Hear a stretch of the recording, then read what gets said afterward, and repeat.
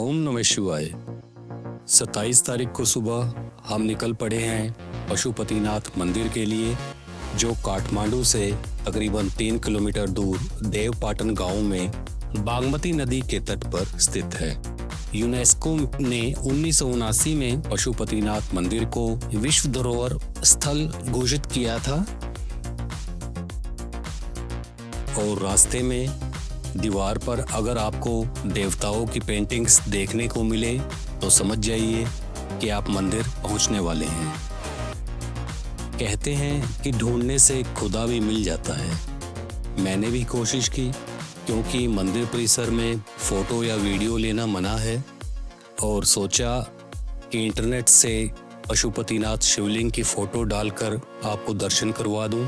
लेकिन हैरानी की बात यह है कि 3 दिन गूगल पर सर्च करके भी मुझे भगवान पशुपतिनाथ शिवलिंग का एक भी फ़ोटो या वीडियो नहीं मिला। और जो मिला ये है वो वीडियो जिसमें मंदिर का मुख्य द्वार दिखाई दे रहा है। इसके अलावा जो भी मैंने देखा और पढ़ा उसकी जानकारी कुछ इस प्रकार है। मंदिर के गर्भगृह में पंचमुखी शिवलिंग है जो पारस पत्थर के समान है और इसकी ऊंचाई तकरीबन 1 मीटर है। शिवलिंग के 5 मुख अलग अलग दिशाएं और गुणों का परिचय देते हैं। पूर्व दिशा की ओर जो मुख है उसे तत्पुरुष यानी ज्ञान और प्रकाश का प्रतीक माना जाता है। पश्चिम दिशा की ओर वाले मुख को सद्ज्योत कहते हैं, जिसका मतलब है रचना या जन्म।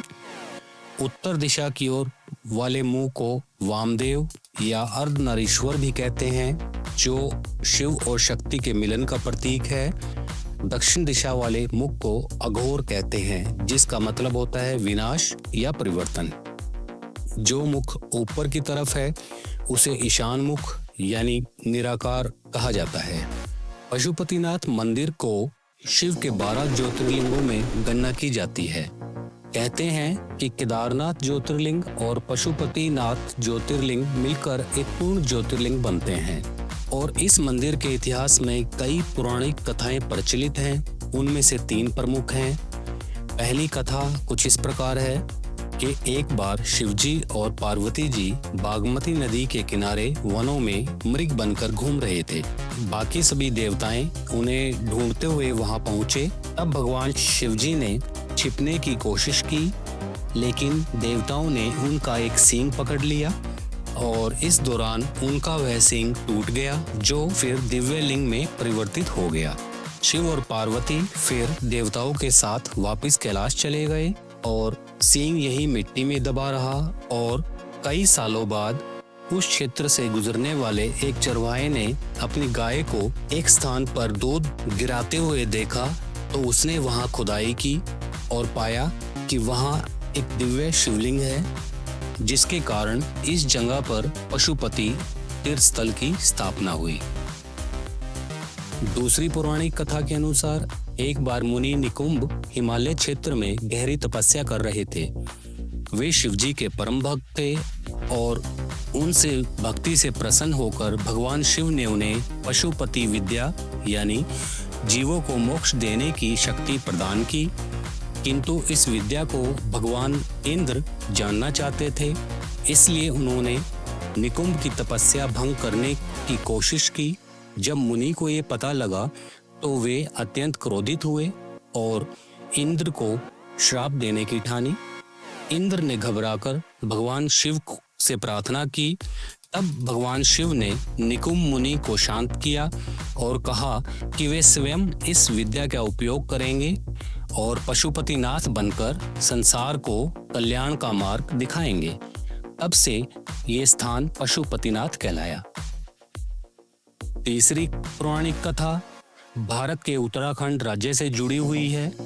महाभारत ने कुरुक्षेत्र की लड़ाई के बाद अपने बंधुओं की हत्या करके पांडव बहुत दुखी थे और गोत्र हत्या करके खुद को अपराधी महसूस कर रहे थे। खुद को इस दोष से मुक्ति पाने के लिए वे शिवजी को ढूंढते हुए केदारनाथ पहुंचे, लेकिन भगवान शिव नहीं चाहते थे कि जो पाप उन्होंने किया है उससे उन्हें इतनी आसानी से मुक्ति मिल जाए। इसलिए पांडवों को अपने पास आते देखकर उन्होंने एक बैल का रूप धारण किया और जमीन में समा गए और नेपाल के पशुपतिनाथ में उनका मुख बाहर आया। लेकिन इससे पहले कि वो पूर्णतः बाहर आ पाते, भीम ने उन्हें पीछे से पकड़ लिया, जिससे उनके शरीर के टुकड़े अलग अलग स्थानों पर बिखर गए और जिस स्थान पर भीम ने इस कार्य को किया था उसे वर्तमान में केदारनाथ धाम के नाम से जाना जाता है और जिस स्थान पर उनका मुख जमीन से बाहर आया उसे पशुपतिनाथ कहा जाता है। इसलिए पशुपतिनाथ मंदिर को तमाम मंदिरों से खास माना जाता है।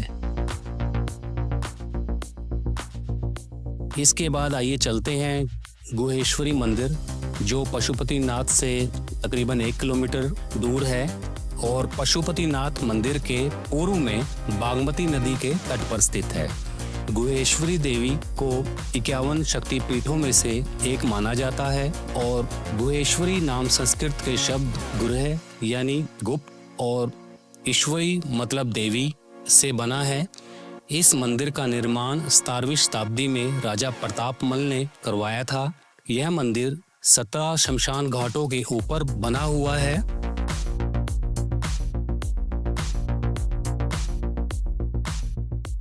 पशुपतिनाथ मंदिर से तकरीबन 10.2 किलोमीटर पर स्थित है बूढ़ा नीलकंठ मंदिर, जो भगवान विष्णु को समर्पित है। यहाँ भगवान विष्णु जी की शेषनाग पर लेटी हुई 5 मीटर की मूर्ति है, जो एक तालाब में स्थापित है।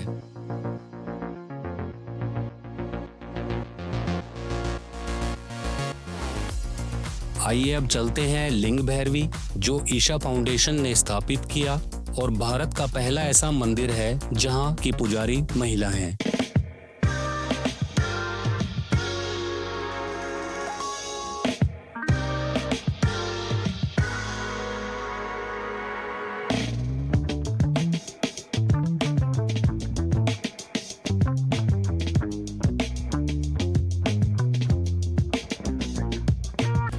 रात हो चुकी है और रात्रि विश्राम के बाद कल सुबह हम अपनी यात्रा एक बार फिर शुरू करेंगे। तब तक ओम नमः शिवाय।